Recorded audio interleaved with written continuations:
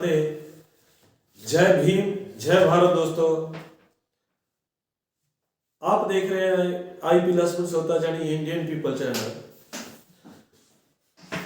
मैं जैसे कि हमारे चैनल का नाम है इंडियन पीपल, तो हमारा जो लक्ष्य है कि पूरे इंडिया के लोगों की जिंदगी को दिखाया जाए हमारे लोगों को।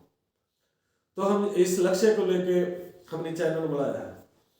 तो लेकिन पिछले 22 जनवरी को हमारे देश में बहुत बड़े एक ऐतिहासिक दिन था कि उस दिन अयोध्या में जो राम मंदिर बनना था उसका जो उद्घाटन किया, मैं कहूँगा उद्घाटन है, जो वो प्राण प्रतिष्ठा हुई है। सॉरी, हम थोड़ा क्योंकि हिंदी में पहली बार लाइव कास्ट हो रहे हैं, इसके लिए थोड़ी अगर आपको प्रॉब्लम हुई तो टॉलरेट कर लेना। हमने आज 24 तारीख को जो सुबह सुबह द ट्रिब्यून अखबार देखा, उसमें देखते हैं कि पहले राम मंदिर में प्राण प्रतिष्ठा के बाद जो अगला कार्यक्रम था, पहले तो उसकी बात चल रही है कि राम मंदिर का प्राण प्रतिष्ठा में इतना विवाद क्यों छिड़ा। सबसे पहले हमारे 4 शंकराचार्य हैं जो चारों पीठों के, वो नहीं आए, और उसके बाद बहुत कुछ अलग हुआ जो हिंदू धर्म में होता है, अजिहा नहीं हुआ। और उसमें जितनी बड़ी में संख्या में लोगों को जितने बड़े मंदिर पर इसका प्रचार किया गया, उतनी बड़ी संख्या में वहां लोगों को नहीं बुलाया गया था। वो सिर्फ जैसे हम मीडिया में देखते हैं तो 8-7 हजार लोगों को ही बुलाया गया था। लेकिन तमाम देश में, तमाम देश के लोगों ने, सभी धर्मों के लोगों ने, खासतौर पे हिंदू जो धर्म को मानने वाले लोगों ने बहुत खुशी मनाई। हर गली मोहल्ले में जो उन्होंने मनाने उनका फर्ज था। तो अगले दिन, और इधर दूसरी तरफ हमारे देखने वाली बात है कि जो हमारे शंकराचार्य उसका विरोध कर रहे थे, वो कह रहे कि मंदिर अधूरा है। तो फिर हुआ क्या? शंकराचार्य जी ने, जो हमारे चारों पीठों के हैं, वो इसलिए भी नहीं आए, उन्होंने ये विरोध इसलिए किया है कि भाई जे हिंदू रीतिस के मुताबिक नहीं हो रहा। लेकिन नरेंद्र मोदी जी ने, जो हमारे देश के प्रधानमंत्री हैं, वो हिंदू रीति रिवाजों का मतलब नहीं है उनको। बीजेपी को ऐसा कुछ नहीं चाहिए कि वो हिंदुइज्म को ही माने। आरएसएस को भी ऐसी कोई बात नहीं है। आरएसएस को तो हमारे देश पे कंट्रोल करने का जो एम है उसी को लेकर चलिए। और वैसे भी मैं एक बात जो बढ़िया है वो ये बढ़िया है कि हिंदुइज्म का जो खासियत है, जो हिंदुइज्म की, ये सदियों से क्यों चलता आ रहा है इंडिया में, क्योंकि ये समय के अकॉर्डिंग बदलता रहता है। पुरातन जो हिंदुत्व है उसके अकॉर्डिंग तो भारत में जिया ही नहीं जा सकता। जो हमारे शंकराचार्य जो कहते हैं, जहाँ हिंदू रीति रिवाज है, सबसे पहले तो राम की कथा ही है। हमारे प्रभु राम है जो उनके मुताबिक चला जाए, राम राज्य के मुताबिक चला जाए, तो जो भारत का बंटवारा होना तय है। हमारे भारत में अनेकों खून, इतना ज्यादा खून खराबा हो गया कि हम कल्पना भी नहीं कर सकते। क्योंकि जो भगवान राम की रीति थी वो नहीं कोई दिखा रहा।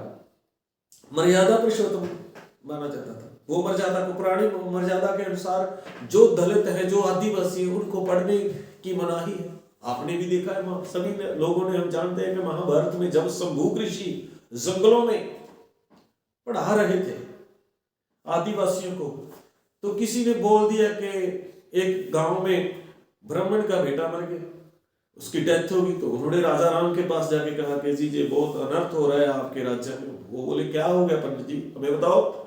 तो उन्होंने बोला कि आपके राज्य में एक आदिवासी शूद्र आदिवासियों को शिक्षित कर रहे हैं। हिंदू धर्म के मुताबिक शूद्रों को शिक्षा नहीं मिलनी चाहिए, सिर्फ शिक्षक ब्राह्मण ही होंगे। और राम जी गए उनके पास, उनको देखा, ऋषि मुनि को, ऋषिवर के पास गए, उनको प्रणाम भी किया। लेकिन दूसरों ने बोला कि ये तो भी शूद्र है। रामचंद्र जी ने बोला आप गलती कर रहे हैं। तो उन्होंने बोला कि भाई नहीं राम जी, हम तो ऐसे नहीं कर रहे, हम तो अपना कर्तव्य पालन कर रहे हैं। ब्राह्मण का मतलब ऐसे नहीं होता कि केवल ब्राह्मण के घर में पैदा हुए बच्चे को पढ़ने की अनुमति हो।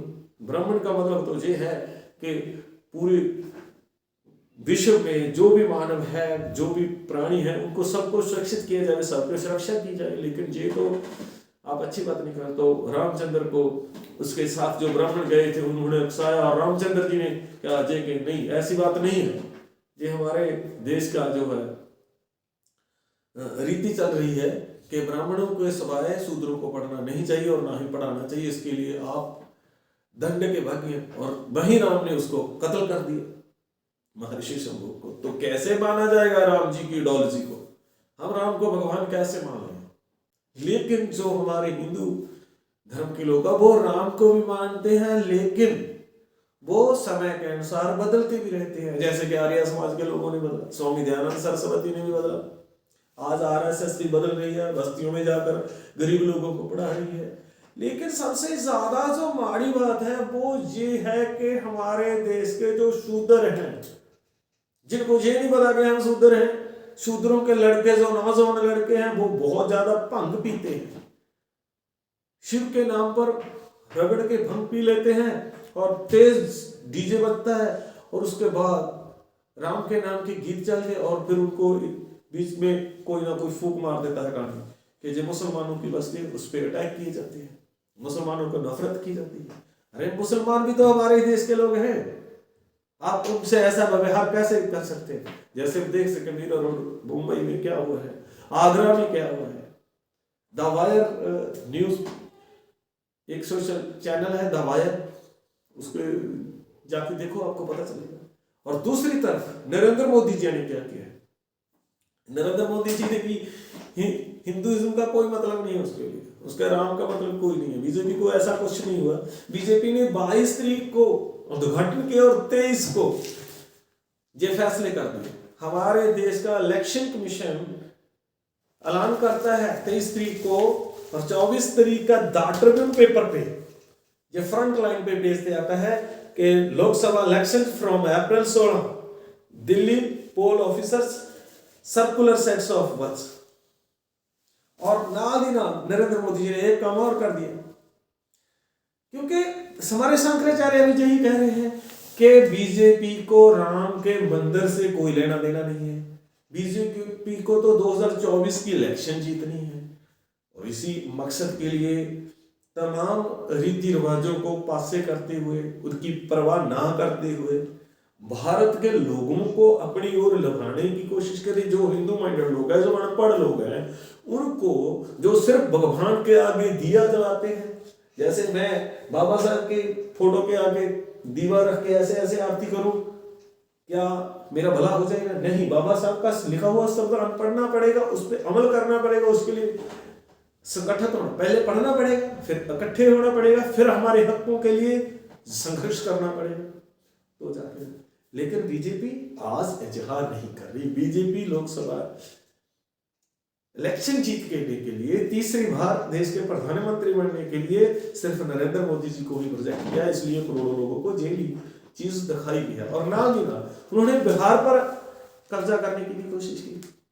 बिहार के जो साबका एक्स चीफ मिनिस्टर थे कर्पूरी ठाकुर जी को नरेंद्र मोदी जी ने भारत रत्न दिया है। बहुत श्लाघाजोग काम किया है, बहुत अच्छी बात है। लेकिन ये कब दिया है? 23 जनवरी 2000 को, और 23 जनवरी को ही ऐलान किया है, और 23 जनवरी को ही ये भी ऐलान हो गया कि अगली इलेक्शन 13-16 अप्रैल से होगी।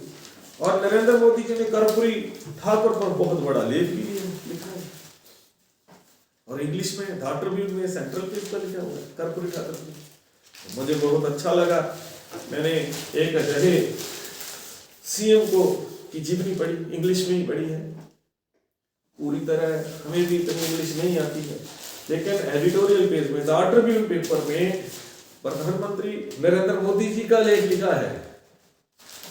और ये सोचने वाली बात है, ये कोई नरेंद्र मोदी जी को एकदम कर्पूरी ठाकुर से प्रेम नहीं हुआ है, ये भी बिहार में क्योंकि जाति गणना हुई है, जाति जनगणना के माध्यम से के कारण बिहार के लोग नीतीश कुमार की ओर फिर चले गए हैं। उन्होंने जो आरक्षण था वो बढ़ा दिया था।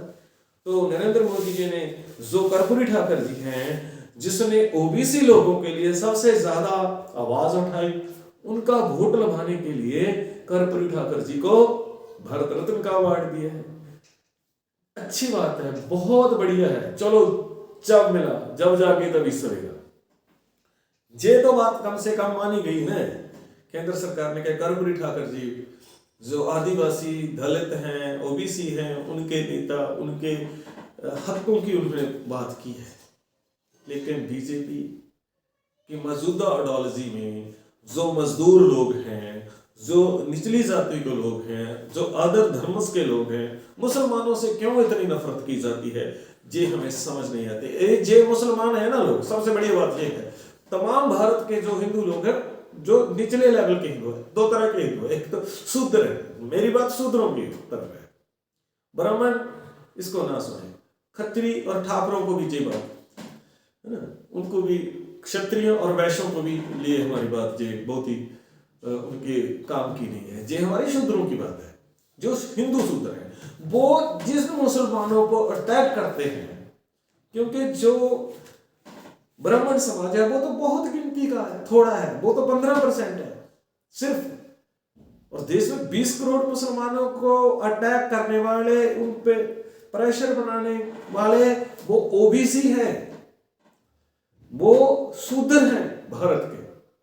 वो ये नहीं सोचते कि मुसलमान बाहर से नहीं है, जैसे आप अब भी शूद्र हैं, आप अब भी हिंदू धर्म में ही चिमड़े हुए हैं, हिंदू धर्म के और ही चिपटे हुए हैं। लेकिन वो मुसलमान है जो हिंदुइज्म से दुखी होकर इसको छोड़ के गए। उन्होंने मुसलमान धर्म अडॉप्ट कर लिया, उन्होंने क्रिश्चियनिटी अडॉप्ट कर लिया, पंजाब के शूद्रों ने सिखिज्म अडॉप्ट कर लिया। तमिलनाडु में जाकर बात करो ना, तमिलनाडु में वो वहां पे हिंदुइज्म का क्या हाल है, बात भी नहीं करने देते। राम मंदिर की तो बहुत बड़ी बात है। ईवी रामास्वामी पेरियर के जितने भी चेले हैं, आज तमिलनाडु में उसकी सरकार है, वो क्या करते हैं, उनकी बात जाकर सोचो। आज हम सोचने वाली बात ये है भाई। और एक पिछले दिनों एक वीडियो पाई थी कि जो लोकसभा इलेक्शन है उनकी तैयारी करो, पंजाब के लोगों को कहा, लेकिन अब मैं भारत के लोगों को कह रहा हूं कि इस पर ध्यान दें, बीजेपी के एजेंडे को समझे। बीजेपी को, अगर आप बीजेपी के साथ हैं कोई बात नहीं है, सभी इस देश को एकदम छोड़ के नहीं जा सकते, पर बीजेपी की नीति को तय कर सकते हैं। क्योंकि सरकार बनती है वो वोट से बनती है। वोट भारत के असली लोगों के पास है, ओबीसी के पास है, एससी लोगों के पास है। और ओबीसी लोग ये बात तय करें, बीजेपी को इस बात के लिए मजबूर करे कि वो किसी भी धर्म के से नफरत करने की बात तुरंत छोड़ दे और सत्ता में आए, कोई बात नहीं है, लेकिन वेलफेयर के काम, एजुकेशन के लिए काम करे, शिक्षक के लिए काम करे, हमारे देश की जो जनतक प्रॉपर्टी उसको बचाने के लिए काम करे। तो हमें क्या ऑब्जेक्शन है, सत्ता कोई भी कर सकता है। जो लोकतंत्र है और लोकतंत्र में बदलना चाहिए। प्रधानमंत्री जो नरेंद्र मोदी जो, उनको भी इस बार छुट्टी कर देनी चाहिए, क्योंकि लोकतंत्र परंपरा नहीं है कि सबसे बड़ी पोस्ट पर एक अजिहा व्यक्ति बैठा रहे कि वो डिक्टेटर बन जाए। ये हमारे लिए अच्छा नहीं। अगर आपको हमारी बात अच्छी लगी और हमारा चैनल अच्छा लगा तो इसको सब्सक्राइब कर दें और ज़्यादा से ज़्यादा शेयर कर दें, लाइक करें, कमेंट तो ज़रूर करें। ये हमारा पहला वीडियो है आज इंडियन पीपल का, और आगे आगे हम बात करते रहेंगे और उम्मीद रखते हैं आपको हमारी वीडियो अच्छी लगेगी। जय भीम, जय भारत, वाहिगुरु जी का खालसा, श्री वाहिगुरु जी।